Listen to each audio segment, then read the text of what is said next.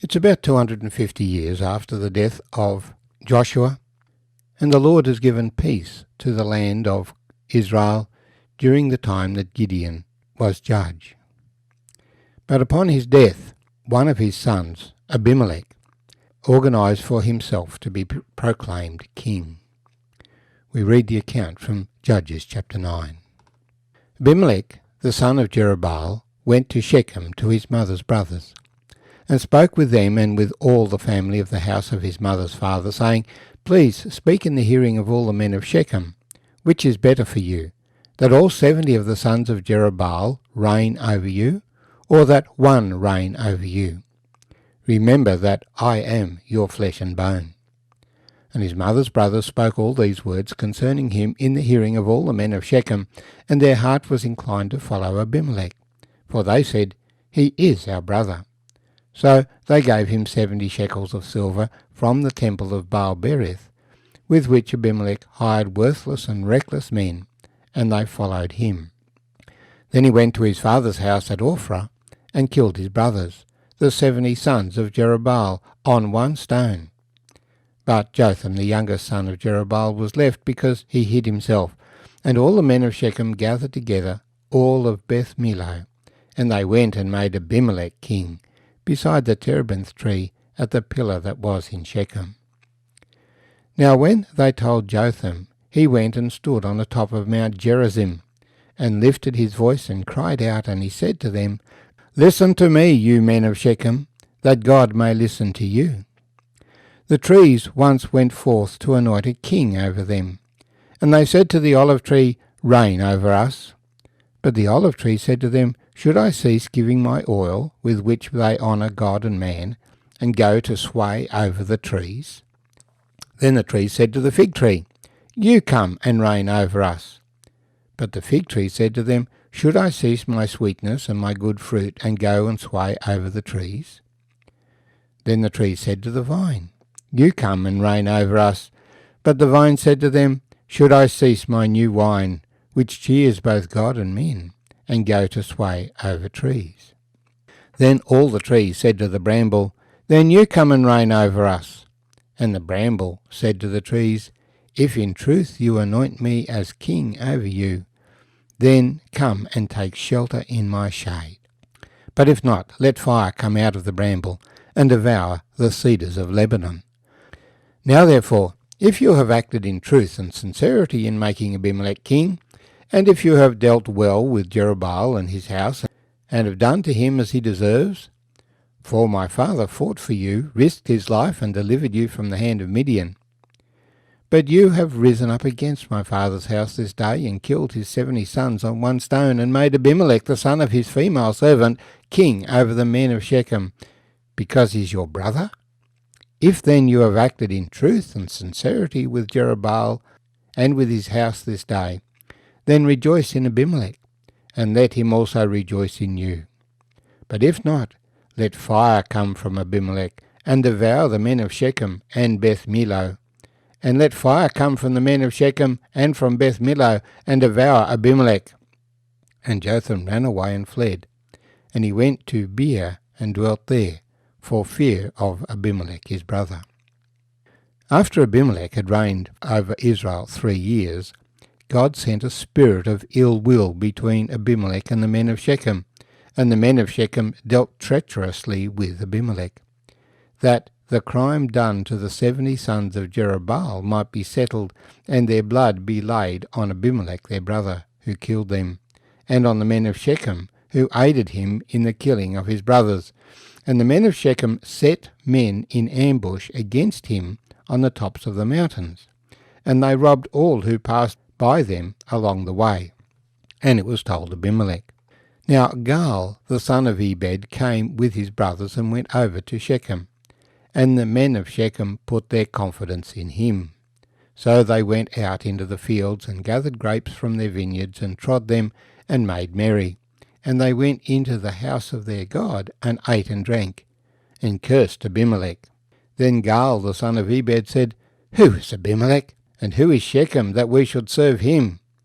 Is he not the son of Jerubbaal, and is not Zebul his officer? Serve the men of Hamor, the father of Shechem. But why should we serve him?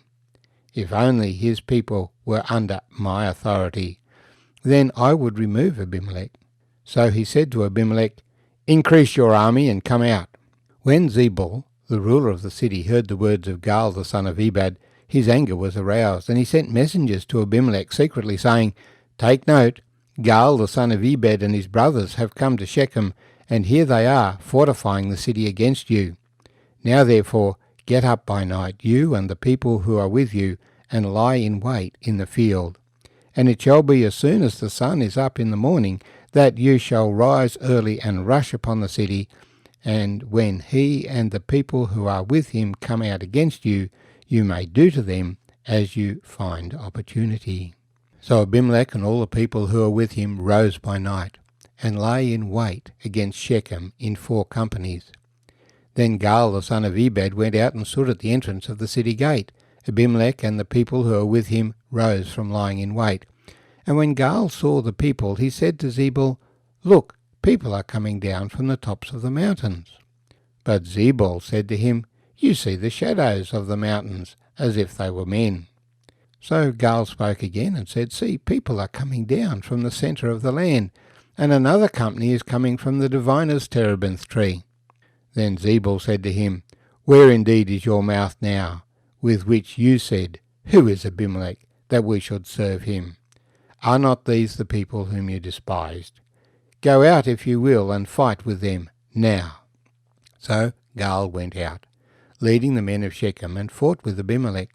And Abimelech chased him, and he fled from them, and many fell wounded to the very entrance of the gate. Then Abimelech dwelt at Arumah, and Zebul drove out Gaal and his brothers, so that they would not dwell in Shechem. And it came about on the next day that the people went out into the field, and they told Abimelech. So he took his people, divided them into 3 companies, and lay in wait in the field. And he looked, and there was the people coming out of the city, and he rose against them and attacked them. Then Abimelech and the company that was with him rushed forward and stood at the entrance of the gate of the city, and the other 2 companies rushed upon all who were in the fields and killed them. So Abimelech fought against the city all that day, and took the city and killed the people who were in it, and he demolished the city and sowed it with salt. Now when all the men of the tower of Shechem had heard that, they entered the stronghold of the temple of the god Berith. And it was told Abimelech that all the men of the tower of Shechem were gathered together. Then Abimelech went up to Mount Zelmon, he and all the people who were with him. And Abimelech took an axe in his hand and cut down a bough from the trees, and he took it and laid it on his shoulder. Then he said to the people who were with him, "What you have seen me do, make haste and do as I have done." So each of the people likewise cut down his own bough and followed Abimelech, put them against the stronghold, and set the stronghold on fire above them, so that all the people of the tower of Shechem died, about 1,000 men and women. Then Abimelech went to Thebez, and encamped against Thebez, and took it. But there was a strong tower in the city, and all the men and women, all the people of the city fled there and shut themselves in. Then they went up to the top of the tower. So Abimelech came as far as the tower and fought against it, and he drew near the door of the tower to burn it with fire. But a certain woman dropped an upper millstone on Abimelech's head and crushed his skull. Then he called quickly to the young man, his armour-bearer, and said to him, "Draw your sword and kill me, lest men say to me, 'A woman killed him.'" So his young man thrust him through, and he died. And when the men of Israel saw that Abimelech was dead, they departed, every man to his place. Thus God repaid the wickedness of Abimelech, which he had done to his father by killing his 70 brothers, and all the evil of the men of Shechem God returned on their own heads, and on them came the curse of Jotham, the son of Jerubbaal. My name's Arthur. Thank you for joining me as we've read this chapter 9 of Judges, seeing the truth of the saying, "As ye sow, so shall ye reap." He who sows to the flesh reaps corruption.